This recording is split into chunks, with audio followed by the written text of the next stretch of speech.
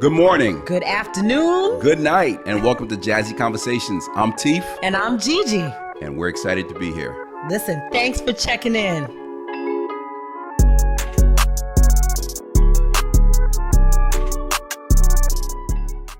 Welcome to Jazzy Conversations. I'm Teef. And I'm Gigi. That's my girl. Hey. And we are back. Yes, sir. Yes, sir. Let's do it, G. And listen, I'm excited about today. Yeah. Amazing guest. Now, listen, the unique part is I've never met him. Never spoke to him. Right. He doesn't know us. Yes. He's seen the show. Yeah. Our connect was like, listen, this is the person that we would love to have on your podcast. He would like to be on your podcast. I think you guys would love to have him on your podcast. They gave me a little background on him, and I was like, of course. I'm looking forward to meeting him. Pastor Abraham Hernandez, right? I think he, Pastor or Reverend. I think you go by Reverend. I'm not sure. Yeah. So Reverend, Pastor. We'll get Bishop. it right. We'll get it right. But a lot of respect for him. Yes. But before we talk about him. Sure. I know you got something for me, T. What you cooked up this week? Now, listen, I want you to think about this because I thought about it when I pulled up. I said, we have a pastor coming on today, so I'm going to switch it up a little bit. All right. You ready? Okay. Here we go. I'm going to start out like this. I want you to tell me your favorite 3 characters. You can say characters. Or stories in the Bible. I knew I knew that's what 3 you or would 5. I'll give you 5. Okay. 5. Let's do 5. All right, 5 I can do characters that. or stories in the Bible that you enjoy. Okay. Because Gigi, in case you guys don't know, go to ahead, church T. every Sunday. Yes, I do. I don't She's a miss. church girl. Watch this, G. Oh my goodness. Look at him rolling his eyes. I'm a Jesus freak. I don't care. She is. Call it what you want. All right, so I can do that. Yes, absolutely. On that for sure. So my favorite 5 characters or stories in the Bible. Either or. Off the rip, my very first, my famous, my most adored story in the Bible is Esther. I love the story of Queen Esther. For those of you who don't know, it's for the secular world, you could consider that a rags to riches, right? But in the spiritual realm, it's like somebody that had nothing, and ended up with much, but more importantly, she was able to gain influence. So I love the story of Esther. I love what she was able to do, that God positioned her. Have you ever heard the saying, for such a time as this? That's from Queen Esther. So I love that story. That's my favorite story. I won't expound on all the others with quite as much detail. I also really love the story of Ruth. That story speaks to my heart. Just as about commitment and relationships. So that's another one of mine. You can expand if you want. Yeah. Okay. Well, I want to make sure that I get 5 in, and then I'll come back and touch. Another of my favorite. I mean, it's hard not to love David in the Bible, King David. I mean, that's just a tried and true. I mean, this is somebody that went through all the things that you could imagine: being betrayed, being loved, then being betrayed, messing up when you're at your highest, failing before God, and then really just being vindicated. All these things that happen with David, and that no matter what, David had a heart of worship. I love it. And that's what I love about David. I'm a worshiper. So G, worshiper. I want you to finish. Yeah. So David, let's put him up where we don't add him in, because we both love David. So he's like he's not even on the list. Michael Jackson, Whitney Houston. He's not on the list. He's not on the list. All the way up at the side. Yes. David is there. So give me 3 others. All right. So 3 others. Let's see. In the Bible, I love the story of Elisha. Ooh. So I love how Elisha was seeking after Elijah in the Bible, and Elijah was the prophet that was known and that went up against Jezebel. But then when he was called up, Elisha said, "I want a double portion," and I love that sort of boldness to go before God and say, "I want double what this one had." I love it. And so I love that story of Elisha, and so he did end up with double the influence and impact in terms of being a prophet. So I love that story in the Bible. I also really love, let's see, I named my women of the Bible. Mm-hmm. I love the story of, Oh man, let me think. Today, Gigi. Today, Today. you know, I could list lots. Another That's the story. thing. You give you church people a microphone and y'all gone. We are I we'll just mess take with it you. I and we'll just mess go with with you. it. I love there's a parable that, so it's not a real character, it's not a person that walked and lived, but it's the parable of the man that had to go after and get his bride from the streets. So there's a parable that Jesus told about the man. He said, well, I want you to go, I want you to marry the prostitute. And Rahab. he married, yeah, so it Rahab. is real. I'm Rahab. sorry. Rahab. Yes, so he had to marry That's one of my Rahab, favorite. and then but then to like buy her back. And so what that does to us in terms of explaining to what Jesus did for us, that he had to purchase us back. We go out and we act a fool, we prostitute ourselves before other desires and likes and wants and idols, but God actually buys us back. Ooh, I And love so it. I just love that story in the Love it. Bible as Love well. it. Speaks Love to it. my heart. Absolutely. Was that five? I think I so. think Did I that give was you five. 5? I No, think I that's did. five because you will go on with 10, 12, 13. You know, I Give will. us the I first will. first 17 books. Well, I have to go back. I mean, you said that David is a Yes, David's a given. David's Well, of course, everyone's. my Yeah. favorite person character in the Bible is Jesus. Oh, I So love it. Love it. that Love is it. that is also he's number one, the Yeah. king of my heart. So, That's my this girl. we have a podcast. You gave me a platform. I love to talk about God. Oh, I So love it. I love it. All right. My five. How much time we got? I know. Oh, let's Just go. joking. I'm just Listen, joking. don't let this man. He jokes around. This man studies his word. So So, of course, I'm run through mine, but Abraham, 100% love the yes. story. Easy. I love the relationship. Very, very important between David and Jonathan. Jonathan and David. Yes. That one touched me deep. Brothers bonded Yes. together. Yeah. Loyalty. That's why I love that story. Even though he's dead and gone, David still remembers the relationship. That for me is through the Yeah. roof. So that's two together. My next story, of course, I love, and we've spoken about this. Martha, Mary, and Lazarus. That's one story We did talk together. about that. That's Yeah. like one of my favorite. One of my favorites. So that's three. My fourth, because I said King David is way up there, is Joshua. How he felt it was his responsibility Yes. to take care of Moses' personal being, physically, emotionally, mentally, in every way. And I Yeah. love that. He was loyal. I just love that. He You was love loyal. stories about Yeah, that's loyalty. my man. I Yeah. rock with. I love that. In my world, that's my man. I hold you down. So, Yeah. and my favorite, probably, honestly, well, I got two. I'm gonna cheat on this one. Simon Peter, of course, because Ah, this, he's yeah, Simon Peter is. Let's just say I like that. He's yeah. sometimes he's Simon, sometimes he's Peter, and he calls him back, and it happens. But my favorite of all of them, that you have a character after Esther, would be Barnabas. Oh. And a lot of people don't know about Barnabas, but Barnabas for me is I feel like a personal character I have, meaning he was a connector. We talked about this. Yeah, Paul went to him, and the disciples did not trust Paul, Apostle Paul at that time because he was Saul, That's right. and he was like, "Listen, do you trust me? We trust you, but we don't trust him." And that in my life, I've been a connector for a Putting lot that of connection. friends Yeah. over the years, as you know, and it is what it is. That is beautiful. But Yes. moving forward, we are about to talk to Reverend Abraham Hernandez. You see, we had to set the tone had to for set the y'all. tone. Let's set the tone. You guys ready? I hope you're ready. Here we go.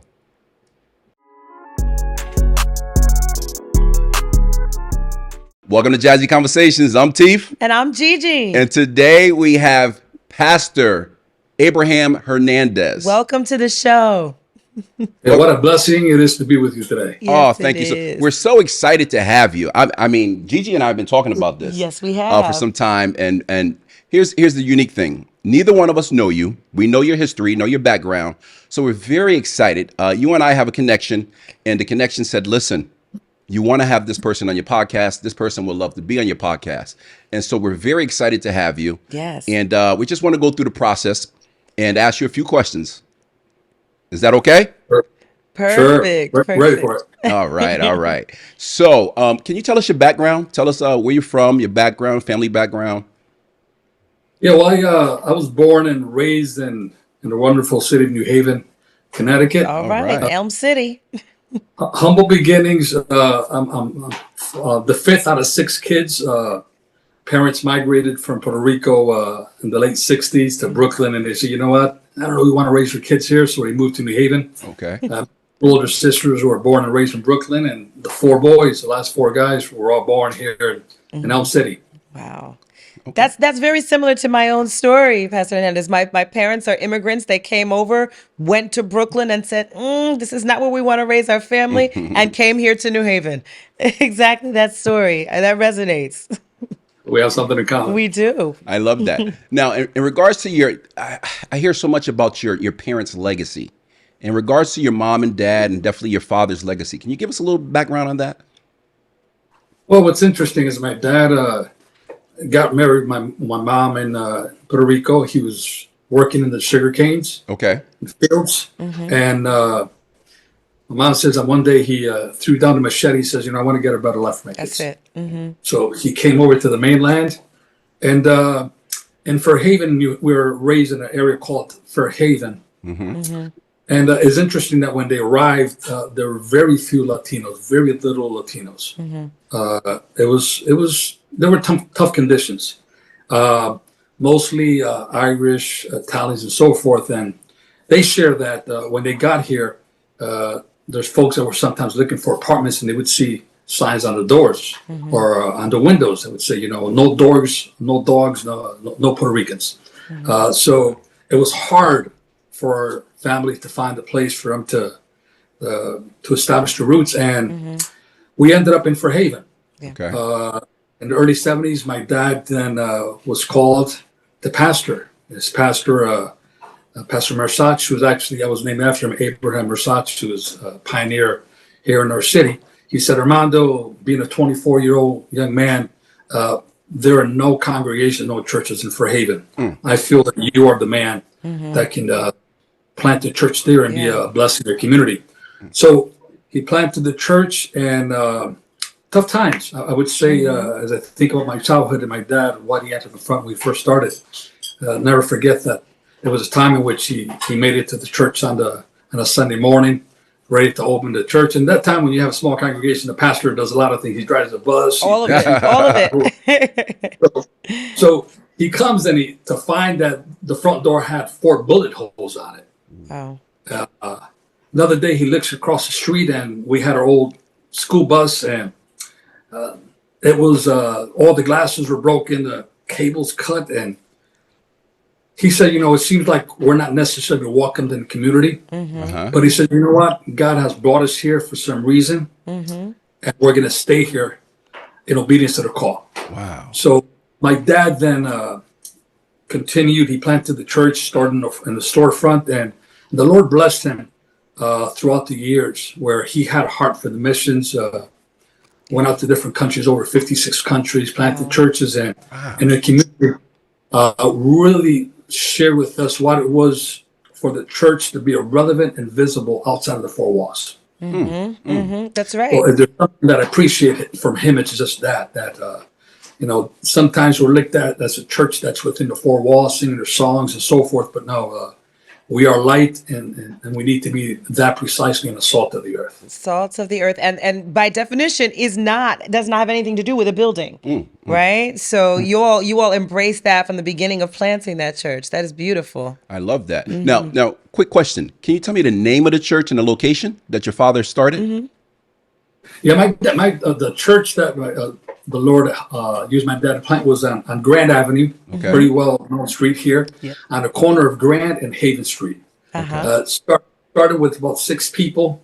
In about 6 months, it was a place that accommodated about 15. Within a few months, it grew. Wow. They moved across the street to the corner of James and Grand Avenue.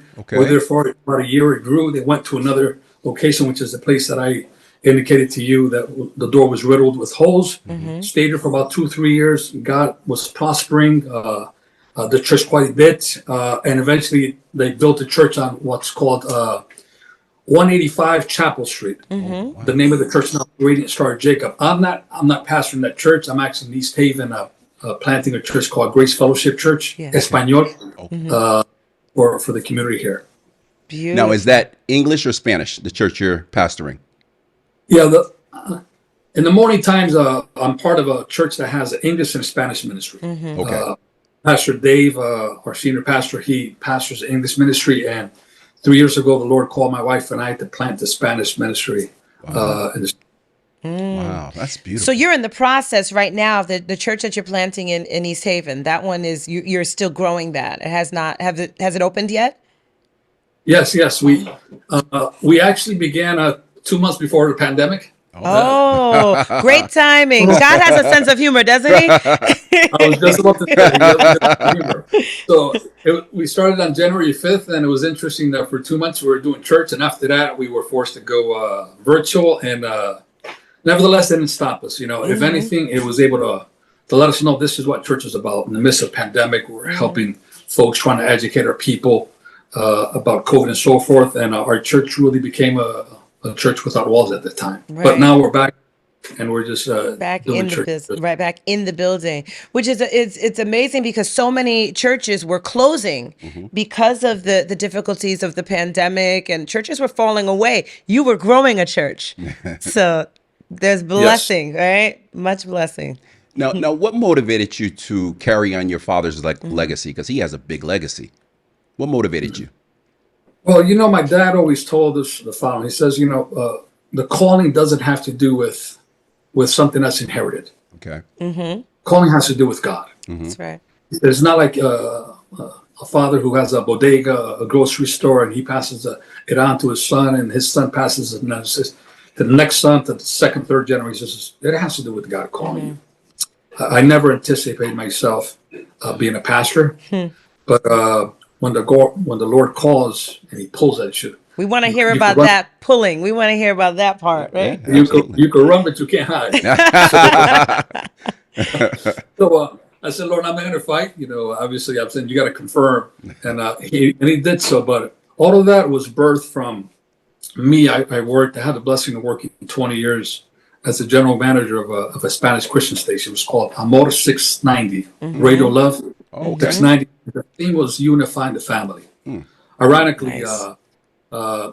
I came out of college and the Lord called me into ministry. I was ready to go and make money. I was poor after 5 years of study. And God says, you're not going to go into the business world. You're going to manage the station. Right. And those were great years. I saw my dad, speaking about legacy, I always saw my dad serve God with love, gladness, with joyfulness. I never saw him frustrated. And that is what, if anything, marked me. I said, wow, my dad enjoys ministry. Wow. So that always caught my attention. So here I am. I'm a kid. I graduated from Southern Connecticut State University, my bachelor's. I'm going to go make some money. The Lord said, no, there's a radio station that was just purchased 2 years prior and didn't have a manager. You went to school to study management. Why don't you put your gifts and your talents in my hand? So you can Don't you love that question? Why don't you? It's hard to come up with a response other than yes, Lord. Yeah, you're right. Yeah. Wow. And what we were able to do in the station was not just bring the message from a pulpit to the radio, but think about the holistic development of our communities. Nice. Something in my heart, something in my mind, because too often we find ourselves, the church is looked at upon that all they want to do is just preach to me. Not know me. And right. Not meet me at my needs and our daily challenges. So when I started in the radio station, I felt in my heart that we want to think about not just the spiritual development of everyone, but also the daily life. Okay. And we started working on the program to talk about issues that aren't spoken about at the church pulpit. We started talking about our kids' education. Yes. We started thinking about marriage and relationships. Started talking about kids who have their parents in prison. And we started revolutionizing the airwaves, it being the only Hispanic Christian station in the state. Wow. Started seeing folks from prison just write letters and say, listen, no one visits me, but you are the only visit that I have. And I captured that from my dad, that he always cared about folks in the community. It wasn't about standing behind a pulpit. Mm-hmm. But as John Wesley says, the world is my parish. Making That's right. our community my parish. That's And right. that fire kind of kindled in my heart when I joined the radio ministry, and it's been with me since then. So you were about how old at this point when you started the working at the radio station and managing the radio station?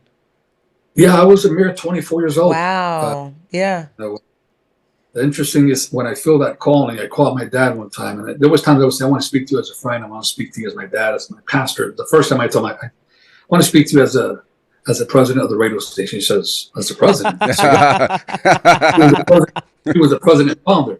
And I told him, I don't know what the heck is happening to me, but I'm feeling a strong inclination, a heavy burden for radio. I know nothing about radio. Wow. I'm going crazy with what it is. And he says, you know what, this is your calling. And he's saying, well, ministry can sometimes be challenging. You got a student loan you got to pay. We got to pray because your mom's going to ask some questions. Sure, when he talked to my mom, my mom said, you know what, if God's put in his heart, who am I to impede that? And we started this journey. Yeah. I love it. Quick question. How old were you when you gave your life to Christ? You know what? I had my experience. I thank God I can say I've never went out and I've never been outside of the church. Obviously, as a young man, I had my challenges. I had my stumbles, my falls. But my dad says that at the age of 9, he gets home one day and he tells my mom, he says, did you see Abraham today? She says, yeah. Yeah, he's my son. Well, no, but when you went up to the altar, when I did the altar call, and she says, well, not really. She says, well, he was there weeping. But really weeping profusely. That day was the day I had an encounter with God. That was the day in which I said, God, I just want to surrender my life to you, and I want to live for you. So say that age, 9 years old, that's when I had my moment with the Lord. Absolutely. Man, it is beautiful. It is beautiful. Absolutely beautiful. Now, you've worked on a lot of initiatives to give the Latino community a voice, not only in Connecticut, but out nationally. You want to talk about some of those? Yeah, let me share with you a little of the genesis of this because it's crazy. It's Okay. I got a friend. In God, there's no coincidence. There's God incidents. That's right. I am at the radio station. There's a young man, a Jewish kid, coming in with the yarmulke. A few times within 2 or 3 weeks, I'm thinking, what's this Jewish kid coming in here for? So on a given day, I'm managing the station, and he happens to come down. He says, Abraham, what are you doing tonight? I said, well, I guess he knows my name. He was coming to speak with the president up in his office, but that day he stopped to ask me. So I said, well, I don't know. At that time, I had my BlackBerry. I took my BlackBerry out. BlackBerry. We talked about that. I got nothing. Okay, so he says, well, Yale University is celebrating its 300-year anniversary at Yale Bowl. The community is going out there. I would like you to go. I said, sure, I got nothing to do tonight. So I went, and I never forget this scene. Right across the street, there's an open field, grass, and there were hundreds of folks there. I stood by the fence. I like to observe things, and I was just observing. And for the first time in my life, I saw on the stage the priest of the Catholic Church, African-American clergy, Anglo clergy, Latino clergy, and a whole host of folks with gray shirts that said, hope, not fear. So here I am observing this, and they were speaking about social justice. For the first time, the church, the Hispanic Evangelical Church, got engaged in the city in social justice. The mindset that was brought to our churches or to our countries by the missionaries when they brought the gospel was, you got to make it to heaven and everything else is irrelevant. So we were absent from the community's cries and challenges. Something on that day broke where the church, the Hispanic church for the first time said, you know what? Silence is no longer an option. We got to stand in for people. So at that time, local 34 and 35, the unions were saying, we want the community to come out and support us. On that day, on the drive back home, there was a school bus and from Fairhaven, and there were a busload of folks that went. And the story that we heard the following week was this, for the following weeks. Did you hear what happened in the school bus that the Catholics and the evangelicals were driving together and they were singing hymns that they didn't know that each other knew on the way.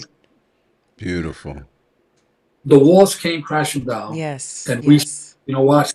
We have to collaborate, come together with regardless of the faith, to be a voice for the voiceless. Mm-hmm.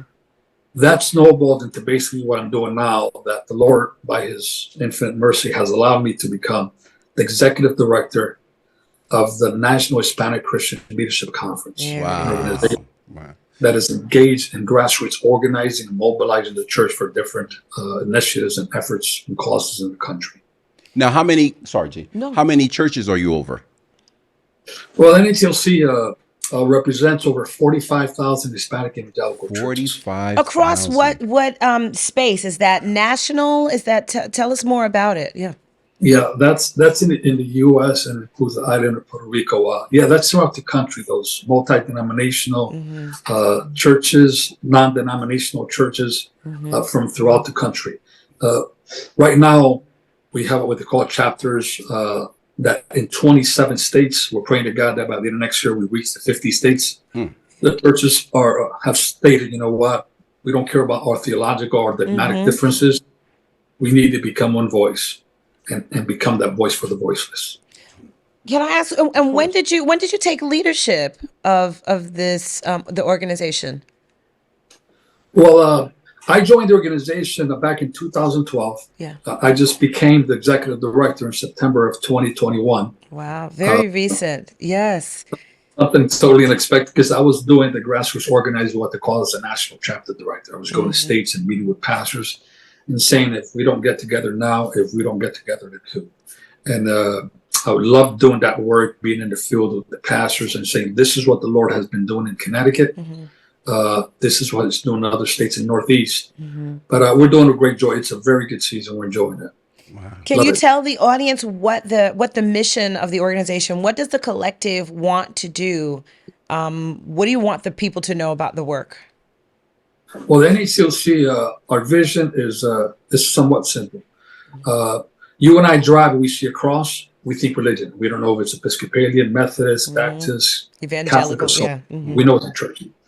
The cross has two parts, a vertical and horizontal. We consider that the vertical part of the cross is what we call John 3:16, reconciling man with the Creator. But the cross also has an horizontal. We call that Matthew 25, which is for us to care for those who are in need, to cover those who are naked, visit those who are imprisoned.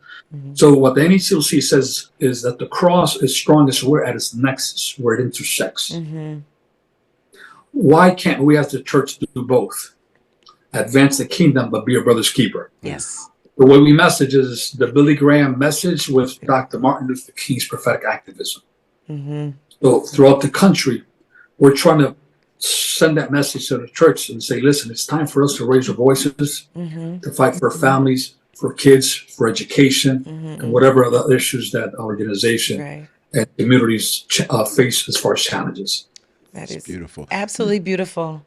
Now, NHCL, say exactly what it means again. What does it stand for? Yeah, NHCLC means National Hispanic Christian Leadership Conference. Wow. Beautiful. Okay. Beautiful. We just want to make sure that's on the screen, and we want people to see that. That's beautiful. We want to make sure. Quick question: what are you working on now? Right now, I can share a little as to what we're doing in certain states in Connecticut. I'll share just a little history. Okay. We're trying to fight for education equity. Our Latino kids are underperforming. You got parents who crossed the Rio Grande who came from other countries, like my parents, who says, I want to come to the U.S. so my kids can have a good future. Okay. But our kid education to a certain point is failing them. Our kids cross the desert to make it here, but they don't have the resources in many cases for them to excel. We also find that through our 3 directives, we advocate for different issues that are very important for us as a church. One is life, but it's from the womb to the tomb. Womb to the tomb. When our people are born, we've got to take care of them. We've got to be our brother's keepers. As far as religious liberties, that's our second directive. It's hard to mention the name of Christ, as sad as it is, out in the public realm. Mm. And we recognize that that's what has us standing, our faith. Mm-hmm. That's what keeps us going, knowing that the Lord is with us and we shall not want. Mm-hmm. So our third directive is biblical justice. There, as I mentioned, we have education, equity that we advocate for. We have immigration. In some of our states, our churches have championed licenses for immigrants and also advocated for some of their needs. We also have something that's called compassion evangelism. Convoy of Hope is one of the first 5 phone calls the White House makes in some type of disaster. They go out to communities. They're there within 24 hours. I'll never forget Hurricane Sandy. Anderson Cooper and CNN within 24 hours was up here in the Northeast and saying, how is it that Convoy of Hope is here so fast with a couple of 18-wheelers full of supplies to help the people? And they said, we knew it was coming and we wanted to be ready to serve our community. So those are just some of the things that we're doing for us to be able to be a blessing to all those who are in need. I love that. Can you, just for the people that are listening, talk a little bit more about what biblical justice is? It's not everyone that's listening will resonate with right off the bat. So tell people what that means, biblical justice. Yes, biblical justice, and I once again was part of a social justice movement, in which I'm proud of. We're able to succeed in a lot of things. But biblical justice is justice for people, but through the biblical lenses. We have a biblicle worldview.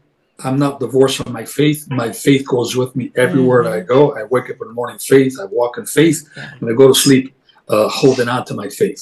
So the church, when we say biblical justice, is saying, what does the scriptures tell us about helping those who are in need?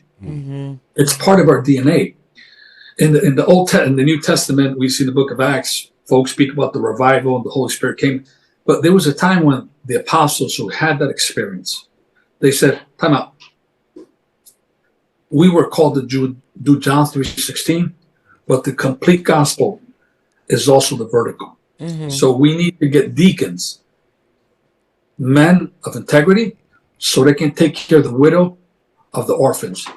That is the full gospel. And that is outside of the church, right? That's church outside of the 4 walls that you're talking about. Yeah. There was a dear friend, Dr. Shirley Best from Waterbury. One time she asked me this question and it shook me. She says, Pastor Hernandez, I got a question for you. I said, sure. She says, if your church were to close its doors, would the community miss you? Oh, wow. Man. Wow. That was a good question. And I said, you know what? That makes a whole lot of sense. That's right. We're just not made to sing songs, which is, yes, a part of our life, but we're here to help those who are lost. That's right. Whether they're your members or not, right? This is for the community. That's right. Yep. Regardless. That was a great question. You started speaking and Gigi just started, whoo, you got into it, she got into it. I was like, whoa, that was good. Tell me a myth about your job that people have wrong, because you're over 45,000 churches, members. Tell me a myth that people think it's all good, but it's a myth. What would it be? You know what? I think that one of the myths are, and we hear this at times, the church doesn't vote. The church just cares about what's happening with their parishioners, and that's it. Okay. This is what I try and share with clergy around the country. If we remain separated, that's okay. That's fine. Others will do what we've been called to do. But if we come together, we can make an impact. Wow. Yeah. I like that. Too often, let me go back to scripture. For every king in scriptures, there was a prophet. And when the kings consulted the prophets, the people were glad. We created this myth that there's a separation of church and state, and the church should not get engaged. But if we look at this country, you go to downtown New Haven, and Connecticut, New England has a lot of downtowns. If you do a full 360, and if we're taken to the downtown room, we do a 360, we're going to find something in every single downtown. We're going to find a church. Mm-hmm. Churches were planted. Communities were developed around it. The bell rang. Either folks went on horseback or they went walking. They went to church and went back home. Mm-hmm. Church was the center of society. Mm-hmm.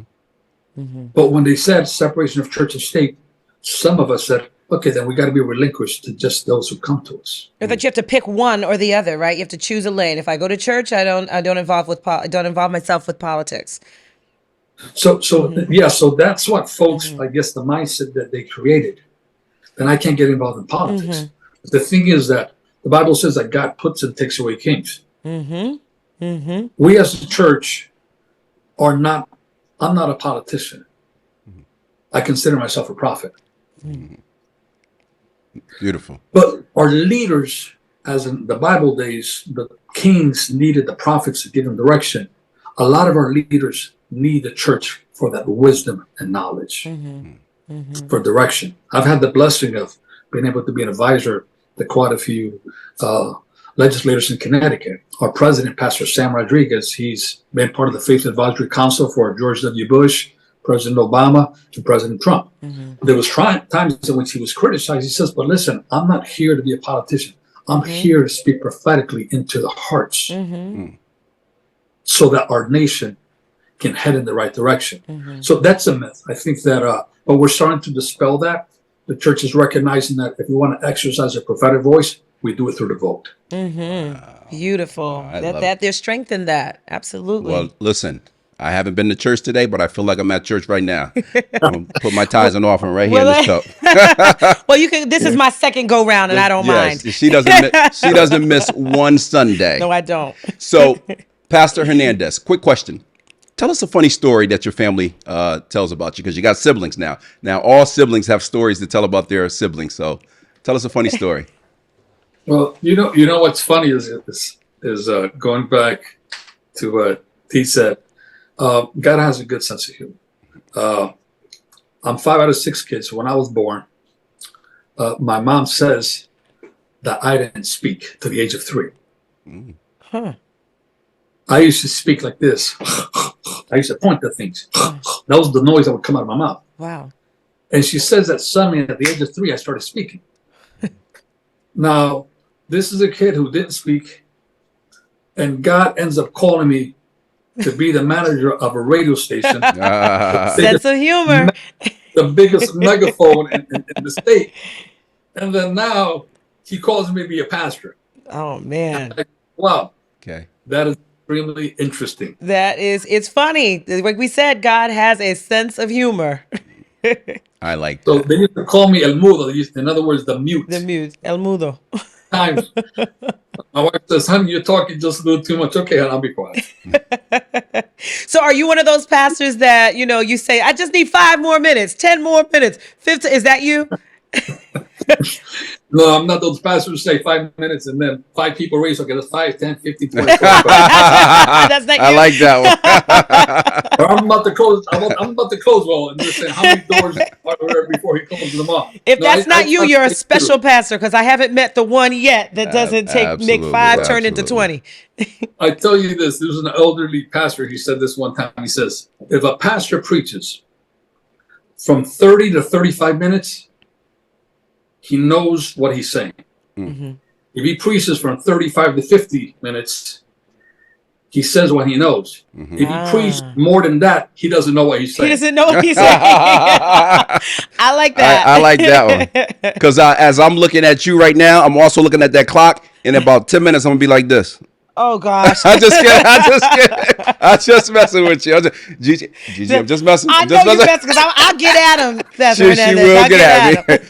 So this is open dialogue part. So I want you to tell people which any books you're selling, anything you got, whatever you want to speak about. This is your opportunity to tell us. Events that people need to attend to. Where do you want people to come and show up? Did you say the name of your church and the location and all that? We want all that. Mm-hmm. Yeah. Our church, Grace Fellowship Church, Español, it's in East Haven, 234 Co Avenue. We just purchased this property about 3 years ago. from our Catholic friends that were gracious enough to sell it to us. But I would say this: while the world is convulsing because there's so much going on, I think that we're living some great times. I think that the church is primed to make an impact like never before. This is the generation. I know we hear sometimes, "Oh, these kids nowadays." But you know what? I think that these kids with this technology are going to reach and do many more things That's than we right. did. It's an amazing time we're in because of It's that. innovation. I was in Rhode Island a couple of days ago, and I heard a pastor preaching to say, "God, I pray that you give us apostles of TikTok, of Instagram." I'm like, hold Why on not? a second. So what you're doing through this podcast, you're reaching the potential reaching millions.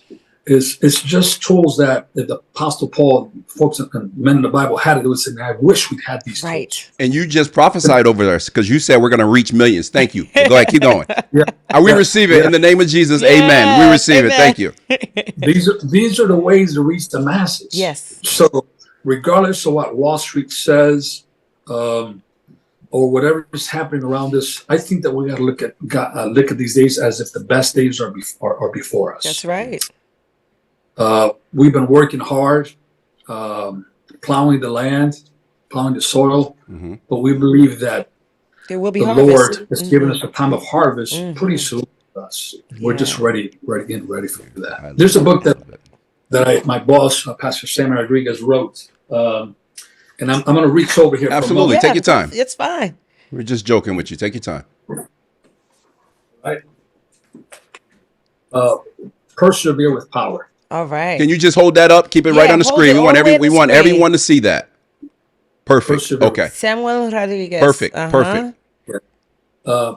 Pastor Sam wrote this book precisely speaking about that. Okay. About Elijah and Elijah. He was plowing the land. Just and hold Was working I just hard. talking about Elijah and Just Elisha? give it to me. Give it to me. That's one of my She just- favorite stories in the Bible. She Yes. just spoke about it.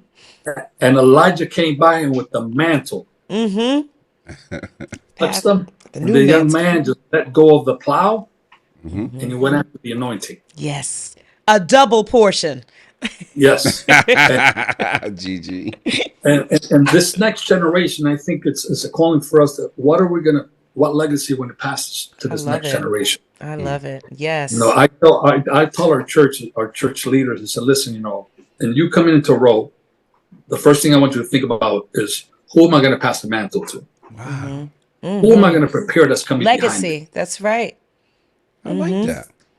And that's when I believe that we, our generation, we've got to eventually just pass the baton. Let's not criticize the next gen. Let's just bless them. Yeah. Bless them. That's right. I love that. This was, listen, honestly, sincerely, I just want to thank you for coming on. This was a great interview. This Gee, was a did you wonderful. enjoy it? I really did. I'm hoping you enjoyed yourself because we want to have you back. It will be an honor for me to come back. Oh, this was amazing. Now, before we end, my partner has 3 questions she has to ask you. Now, listen, if it was up to Gigi, we'll be up here for another 5 hours. That's not true. Come on. Here's 3 important questions, and we're hoping you'll get it right so you can come back. Yes, this is actually your ticket to ride. So the question, it's one question, you get 3 answers. Your favorite 3 podcasts. Oh, okay. Yes. All right. So the floor is yours, Pastor. We listening. Number 1, your favorite of all time is obviously. Listen, Jazzy Conversations to me, I'm a fan. I subscribed. Another He one. said, I subscribe. I like it. I've seen a couple of podcasts already. Oh, You guys got good stuff. Oh, and thank you know you. what? To me, TD Jakes is my brother, man. Yes. Oh, I connect to him all the time. He doesn't miss. I don't miss it because that's that word that inspires me also. And there's the pastor also, Pastor Doug Clay from Missouri, who's got a great podcast. And this is just the way now. Folks don't have many CDs. Just connect your cell phone to your car and you're listening to your podcast as you're driving. Have a good time. this was, listen, seriously, this was amazing. Yes. This interview, Gigi and I didn't know who you were. We never seen you. We never met you. But sitting here for me, I went to church today. I know Gigi went twice, but I enjoyed myself, and we will have you back. Yes. Pastor Hernandez, respectfully, we thank you for coming. Thank On you. behalf of Jazzy Conversations with Teef and Gigi, I'm Teef. And I'm Gigi. Have a great day. Take care, Pastor. Be blessed. Thank you so much. Blessings. Oh, Gee, that was really another good one. This was one to me. I'm so glad that we were introduced to him, because Absolutely. the work that he's doing is so critical. This idea that you have to do the work, do God's work outside of the church. Hey, Gee, seriously, this is our conversation on Thursday. Mm-hmm. Did you feel how humble he was? Oh my goodness. I'm sitting here, I'm trying to fill him out, I'm listening, and I know you, but I'm like, well, I like this guy. Listen, 45,000 churches Very that he humble. sits over as a part of this organization. So very humble and a servant. And he prophesied. First person to prophesy over us. Listen, he I said like what he millions said. of people That's will right. be listening to you guys. In the name of Jesus Christ, I receive it. Go ahead and do it. I know you're going to do He it. will Keith. work it out. God will work it out. You're crazy. You've been dying to do that. I love this guy. Listen, next week we have another great show. Please Yes. tune in. Please subscribe. Yes. Give us the thumbs up. Mm-hmm. Jazzy Conversations. I'm Teef. And I'm Gigi. Have a great night. Take care.